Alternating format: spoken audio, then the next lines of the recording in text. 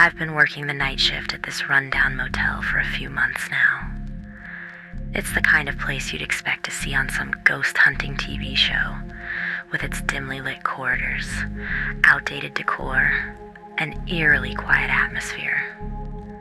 I never thought I'd end up here, but after my last job fell through, I was desperate.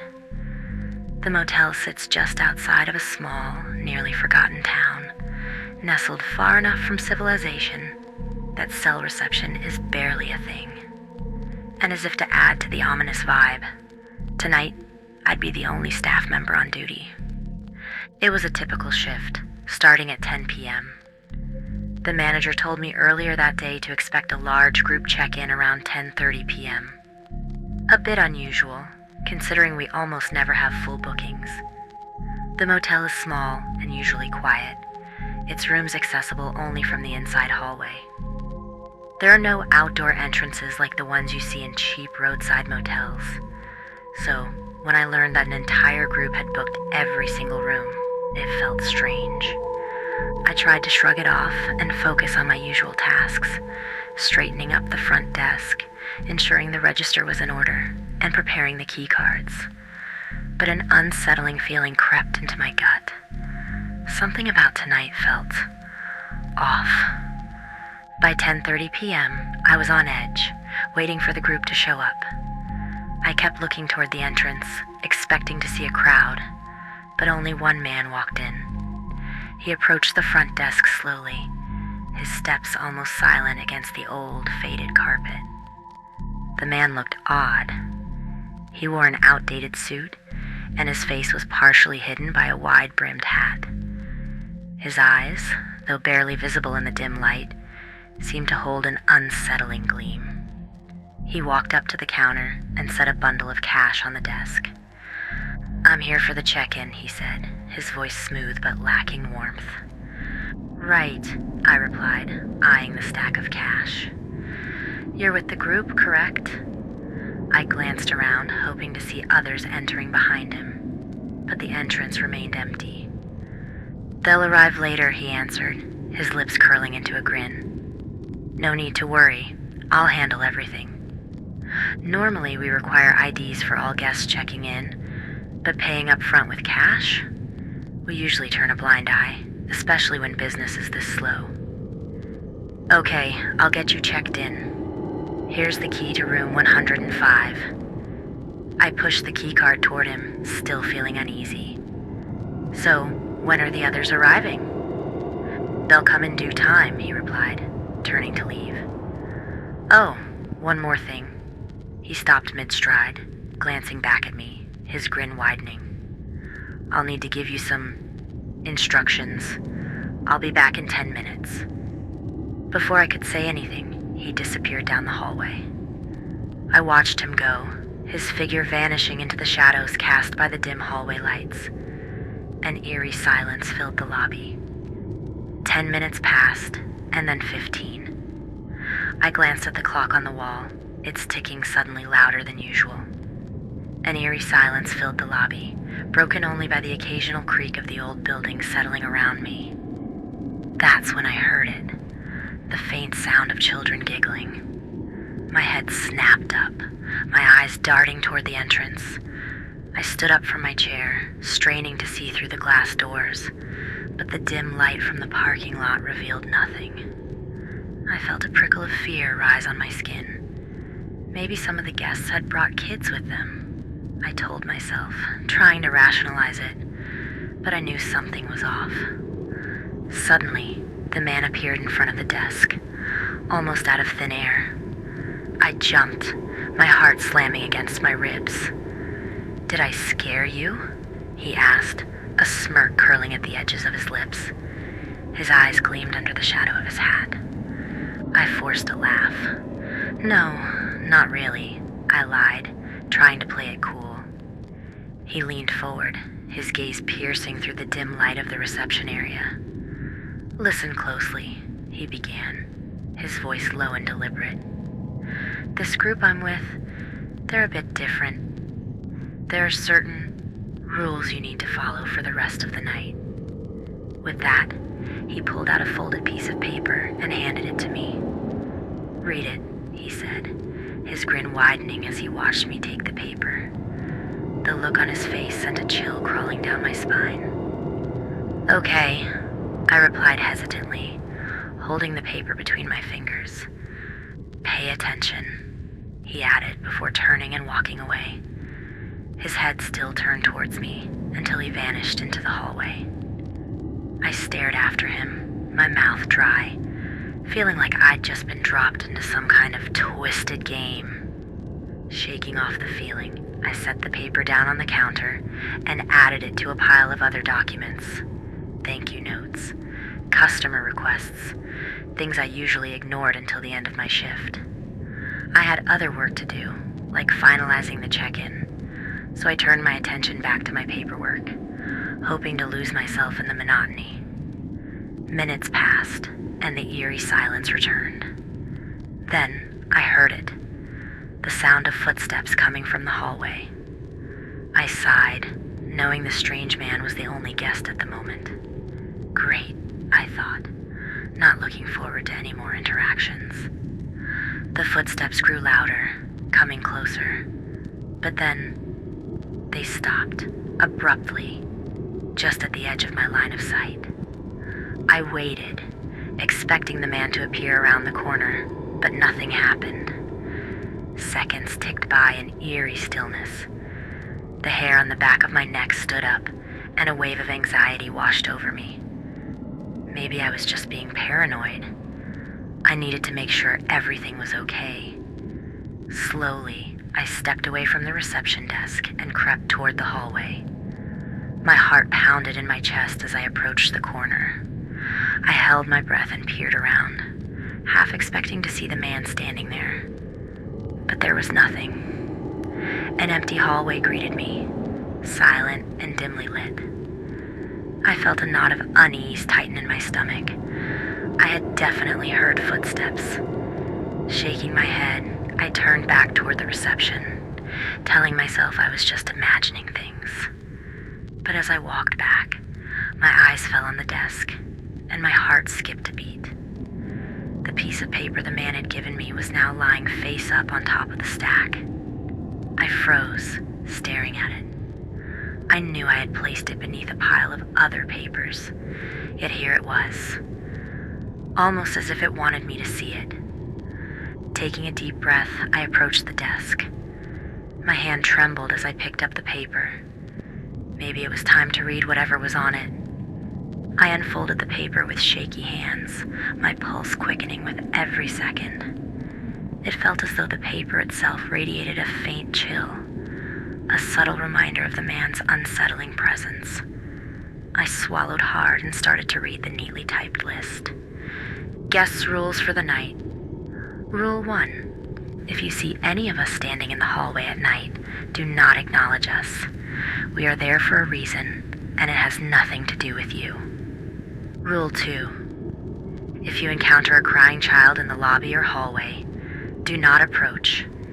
Simply turn around and hum softly to yourself until you are out of sight. My eyes widened as I remembered the faint giggling I'd heard earlier. I glanced nervously toward the lobby, half expecting to see a child standing there, but it was empty. My grip on the paper tightened as I continued reading. Rule 3.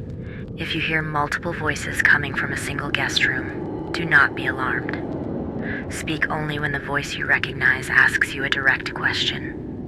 Rule 4. Do not leave the front desk between 1:30 a.m. and 2 a.m., even if you hear screams for help or for any other reason. I felt a cold sweat break out across my forehead. I checked the clock. It was just past midnight. I paused, looking over the remaining rules on the paper. There were more, but I couldn't bring myself to continue. This whole situation was spiraling into madness, and I wanted no part of it. I set the paper aside, shaking my head. No way was I going to deal with whatever sick game this was. I just needed to get through the night. I leaned back in my chair, trying to calm down. I closed my eyes, taking a few slow, deep breaths. It was almost midnight. The group that the man mentioned still hadn't arrived. Maybe he was just pulling some kind of bizarre prank on me. I didn't know, and I didn't care. I just had to get through the night. As the minutes ticked by, the lobby grew eerily quiet. The silence pressed in on me, heavy and thick, as if the motel itself was holding its breath. I was staring at the clock when the sound of footsteps filled the hallway again. Slow, deliberate steps, growing louder and louder until they stopped at the edge of my vision. Oh no, not again, I muttered under my breath. My heart pounded and a cold chill ran down my spine. I braced myself, waiting for what would happen next. From the hallway emerged a tall, thin man. His face was obscured, partially covered by a cloth or mask of some sort. His limbs were unnaturally elongated, his movements jerky, like a puppet on strings. I froze, my mind racing in that moment. The tall figure approached me with slow, deliberate steps, his head tilting slightly as if observing me. I felt every muscle in my body tense up. "Can I help you?" I stammered, trying to keep my voice steady. He didn't respond. He just stared at me, his presence oppressive, as if he were sucking the air out of the room. A faint buzzing noise began to fill the air, emanating from the man.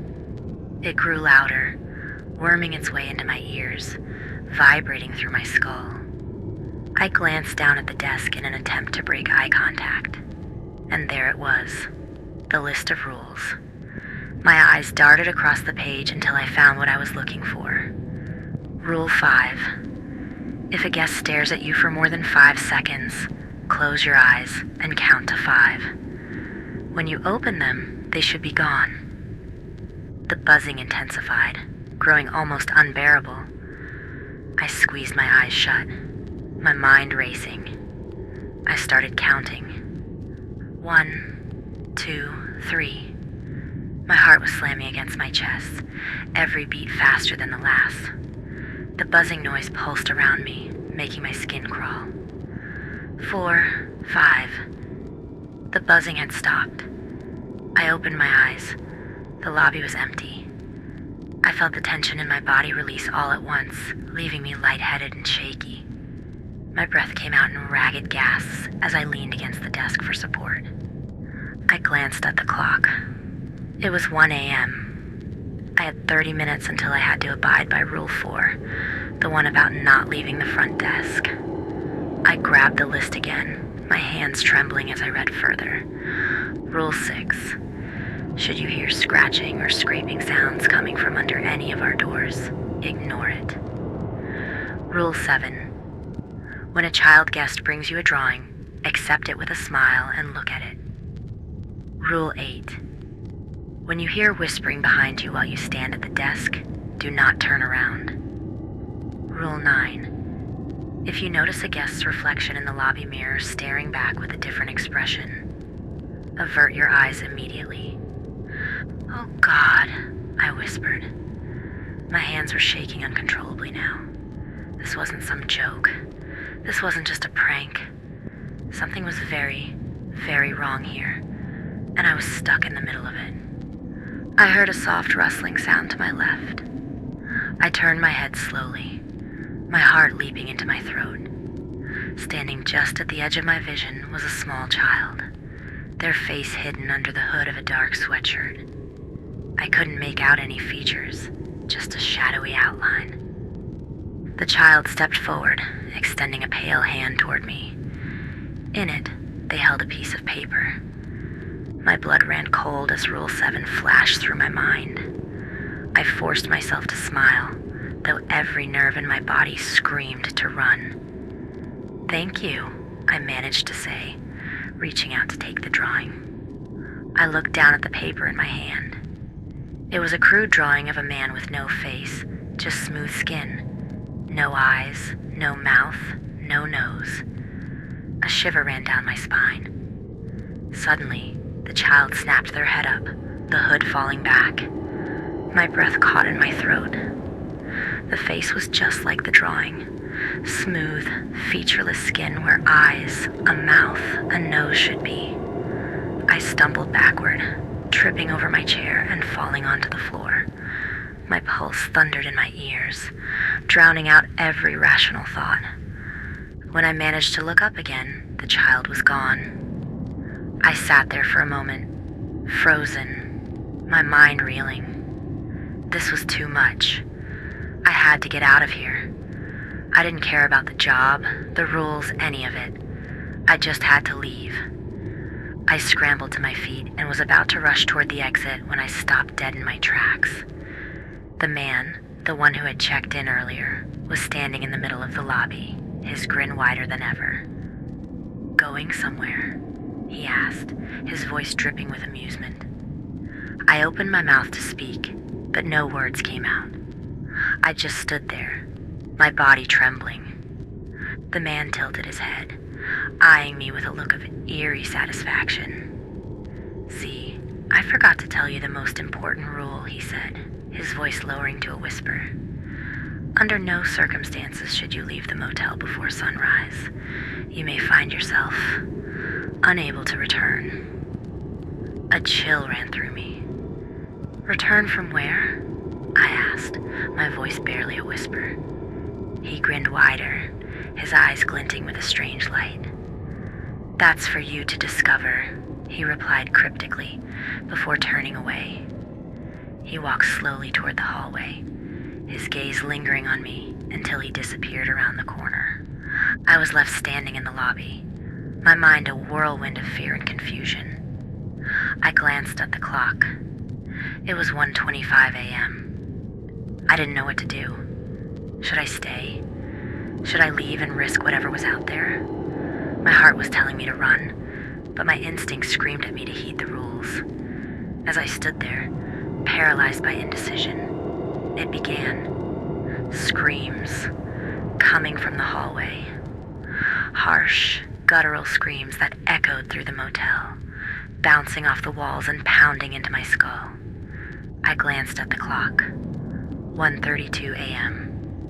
Rule 4 echoed in my head. Do not leave the front desk between 1:30 a.m. and 2 a.m., even if you hear screams for help or for any other reason. I clutched the counter, every muscle in my body tense. The screams grew louder, more desperate. I jolted in my chair, my heart leaping into my throat. It was a raw, guttural cry that filled the air, clawing its way into my ears. I glanced at the clock. 1:37 a.m. My pulse quickened, every second stretching into an eternity. The screams didn't stop. They echoed down the hallways, seeming to come from every direction, getting louder and more desperate with each passing moment. "Stay put," I muttered to myself, gripping the edge of the desk. My knuckles turned white as I braced against the instinct to run. I had to remind myself that this place was not normal, that these rules weren't written as a joke. The screams rose to a fever pitch, shifting from human cries to something more monstrous, more guttural. I squeezed my eyes shut, trying to block out the noise. It was like 1,000 nails scraping against my sanity, a cacophony that clawed at the edges of my mind. The clock ticked loudly in the silence between each scream. I peeked at it again. 1:45 a.m., 15 minutes left. Just 15 more minutes. My stomach twisted. Could I make it through this? The screams transformed, morphing into sobs and wails that reverberated through the empty hallways. They grew more pitiful, pleading, like someone trapped in endless torment. My nails dug into my palms as I forced myself to remain still, to ignore the cries for help. "Do not leave the front desk." The words echoed in my head, steadying me as I resisted the overwhelming urge to bolt. The clock ticked on, slowly, agonizingly. 1:50 a.m. The cries in the hallway seemed to inch closer, pressing against the walls, as if they would burst through and flood the room. I bit down on my lip until I tasted blood, focusing on the pain to ground myself. The room felt like it was closing in, the air thickening with every second. The screams warped again, blending into a chaotic symphony of agony. I gritted my teeth, feeling sweat drip down my temples. 1:58 a.m. 2 more minutes. The screams continued, but they began to fade, becoming a haunting background noise. It was as if the building itself had started to absorb the sound, muting it, trapping it within the walls. The clock's second hand crawled forward, each tick like a nail being driven into my skull. I stared at it, willing it to move faster. 1:59 a.m. Almost there. Almost. Finally, the clock struck 2 a.m. The scream stopped. Silence washed over the lobby, a cold, suffocating quiet that made my ears ring. I sagged back into my chair, gasping for air, my heart pounding like a drum. It was over, at least for now. Silence filled the lobby, pressing down on me with a weight that made it difficult to breathe. My pulse gradually slowed, but the dread remained like a stubborn stain on my consciousness. I glanced at the clock. 2:02 a.m. The rules still loomed in my mind like dark omens. I took a deep breath, trying to calm my nerves. My hands were clammy, leaving faint prints on the reception desk. I wanted nothing more than to run, to get as far away from this motel as possible. But that man's words haunted me. Under no circumstances should you leave the motel before sunrise. You may find yourself unable to return. Return from where? I didn't dare find out. So I stayed put, waiting, straining to hear the faintest sound. The only noise was the hum of the fluorescent lights above, flickering like they were struggling to stay awake. I eyed the dimly lit hallway leading to the guest rooms, half expecting something to materialize from the shadows. Seconds stretched into minutes. The stillness was worse than the screams. At least the noise gave me something to react to, a crisis to focus on. This emptiness, though, it gnawed at me, feeding my fear. Suddenly, out of the corner of my eye, I noticed movement. My breath caught in my throat as I turned my head ever so slightly to my left. A small figure stood just on the edge of my vision, near the entrance to the hallway. My stomach dropped. A child. I forced myself to stay calm, my mind racing back to the rules. Rule 2.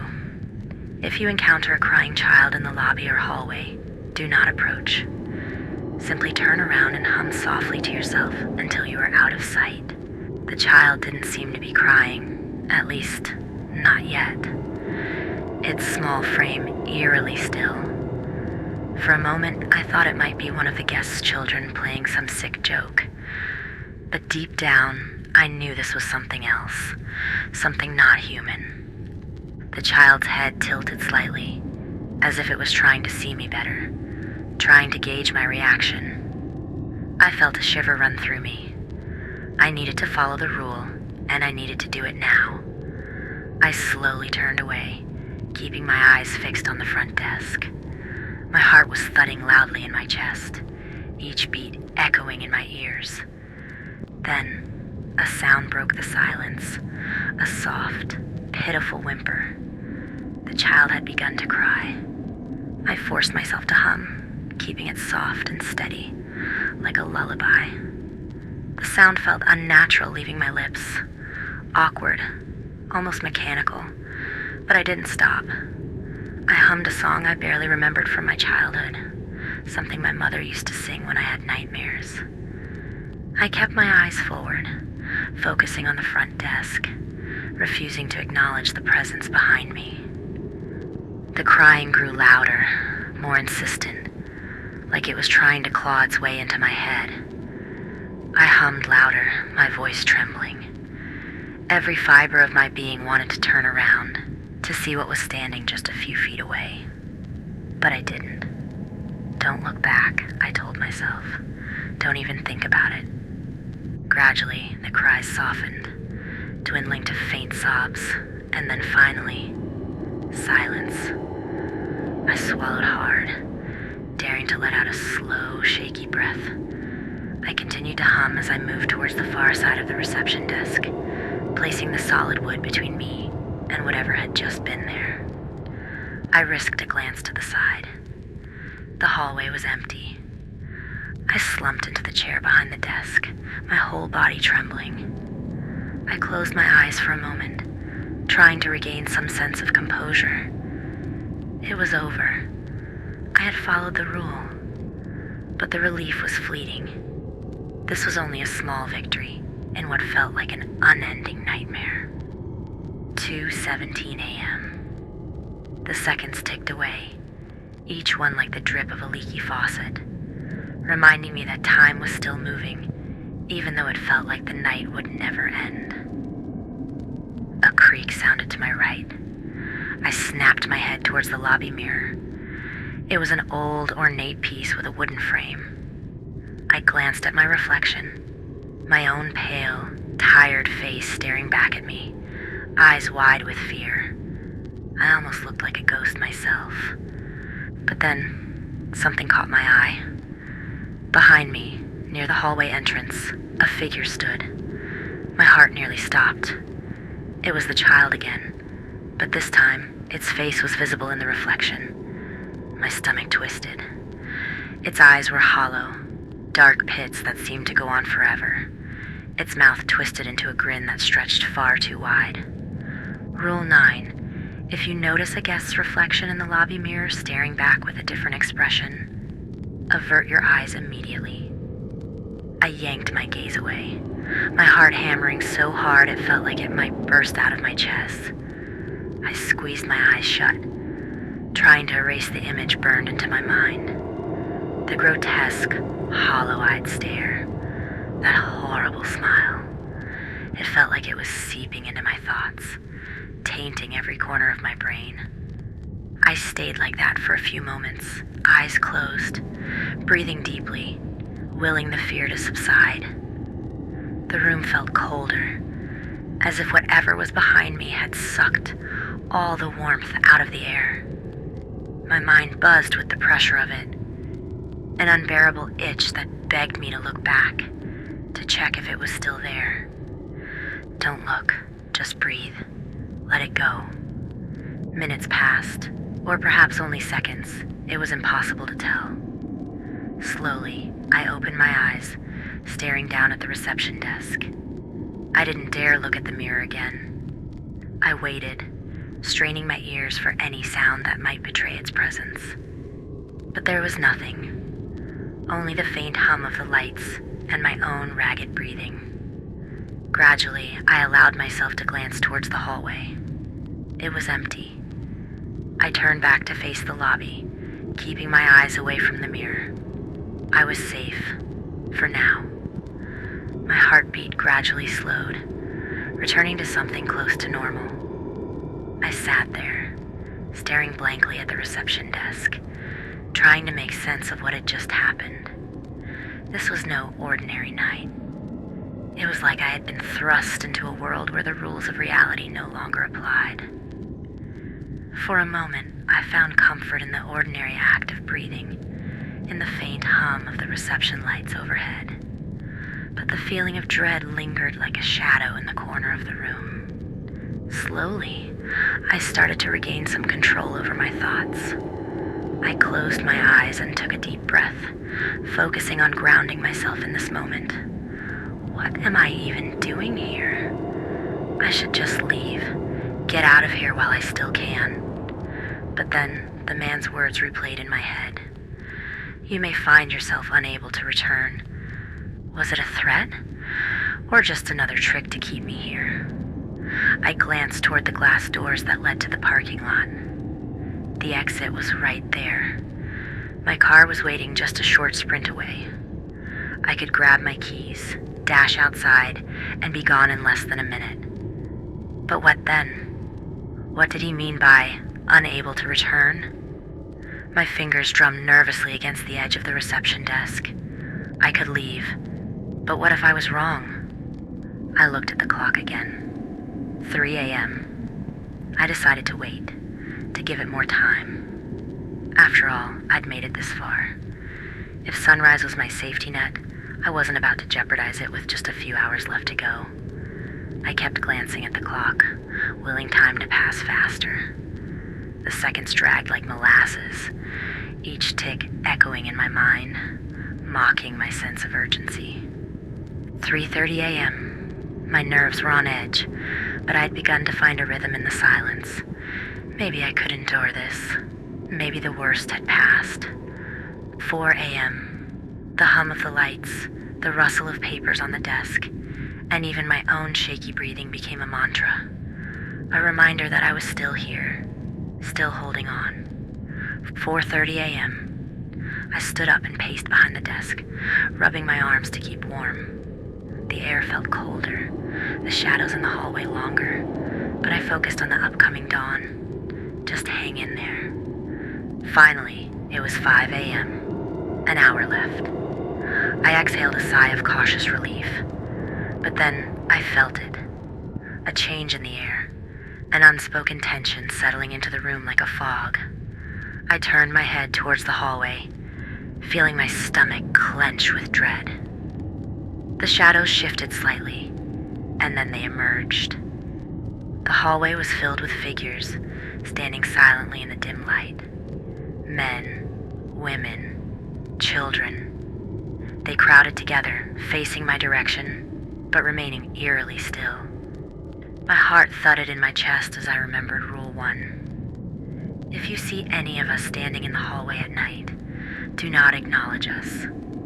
We are there for a reason, and it has nothing to do with you. I forced my eyes away, staring straight ahead at the reception desk, refusing to focus on them. My hands gripped the edge of the counter, knuckles turning white. I could feel their presence, a suffocating weight, pressing against me, as if urging me to break the rule, to look at them, to acknowledge their existence. Seconds felt like hours as I listened to the faint rustle of their clothing, the almost imperceptible sound of their breathing. My mind screamed at me to run, to look, to do something, but I stayed still, staring forward, clinging to the hope that ignoring them would keep me safe. One of them stepped forward. I sensed it more than I saw it. My peripheral vision caught the slight movement, the shift of a shadow in the corner of my eye. My chest tightened as my lungs refused to fill completely. I squeezed my eyes shut. My heart hammered in my ears, every muscle in my body tensed. Then I heard it. A whisper, soft, faint, like leaves rustling in the wind. It was right behind me. "Look at us," it hissed. "Look at what you've ignored." I bit my lip, the pain grounding me. Do not acknowledge them. The rule was clear. But the urge was there, clawing at the back of my mind, gnawing away at my self-control. The whispering continued, swirling around me like a cold breeze, a chorus of voices blending into a haunting murmur. I fought against it, focusing on the ticking of the clock. I needed to stay calm, just one more hour. The murmurs faded, and I dared to crack my eyes open slightly, peering straight ahead. The hallway was empty again. I released the breath I'd been holding, a wave of relief washing over me. I had made it through. I checked the clock. 5:50 a.m. 10 more minutes. I exhaled slowly, refusing to let my guard down completely. My eyes flickered towards the lobby mirror, catching my own reflection. I looked exhausted, eyes red, hair disheveled. But there was a spark of hope in my gaze. Almost there. Finally, the clock struck 6 a.m. A soft light began to seep through the glass doors, heralding the arrival of dawn.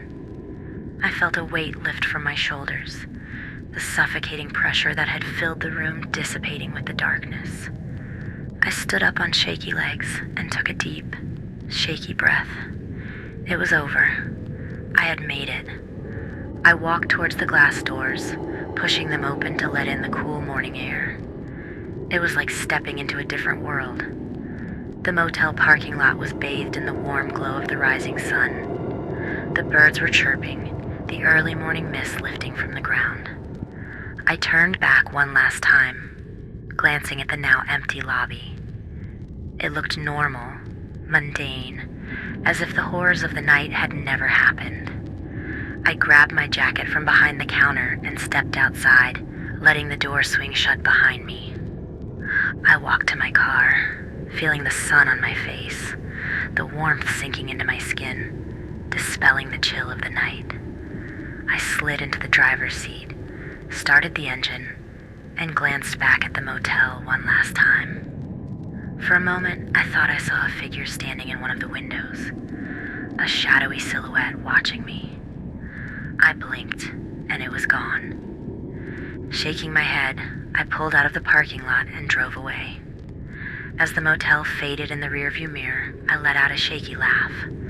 I had made it through the night. But one thing was clear. I was never coming back.